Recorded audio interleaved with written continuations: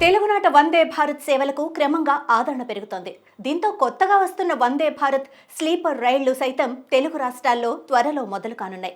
ఇప్పటికే దీనికి సంబంధించి పలు ప్రతిపాదనలు రైల్వే బోర్డు వద్ద ఉండగా తొలి విడతలో 2 సర్వీసులను ప్రారంభించేందుకు గ్రీన్ సిగ్నల్ లభించింది. తుది జాబితాలో మార్పులు జరిగితే తప్ప 2 రూట్లలో వందే భారత్ స్లీపర్ ప్రారంభం కావటం ఖాయమంటున్నారు. మరి అవేంటో ఈ వీడియోలో చూసేద్దాం. తెలుగు రాష్ట్రాల్లో వందే భారత్ రైళ్లకు ఆశించిన స్థాయిలో ఆక్యుపెన్సీ ఉందని రైల్వే అధికారులు చెబుతున్నారు.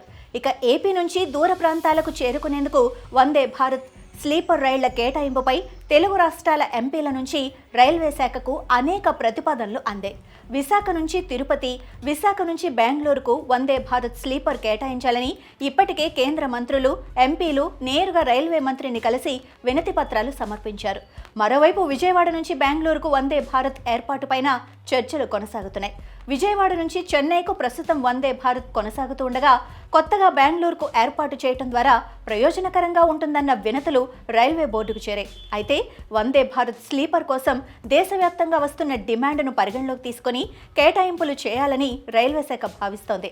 ఇదే సమయంలో ఏపీ నుంచి అయోధ్య, వారణాసికి వందే భారత్ స్లీపర్ కేటాయింపులో తొలి ప్రాధాన్యత ఇవ్వాలని ఏపీకి చెందిన ప్రజాప్రతినిధులు రైల్వే మంత్రిని కోరారు.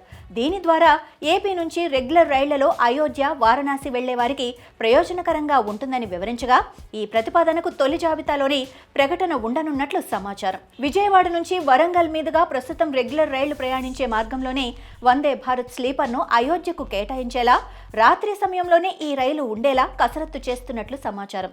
ఈ రైలు అందుబాటులోకి వస్తే అయోధ్య, వారణాసి వెళ్లాలనుకునే తెలుగు ప్రజలకు వరంగానే భావించాలి.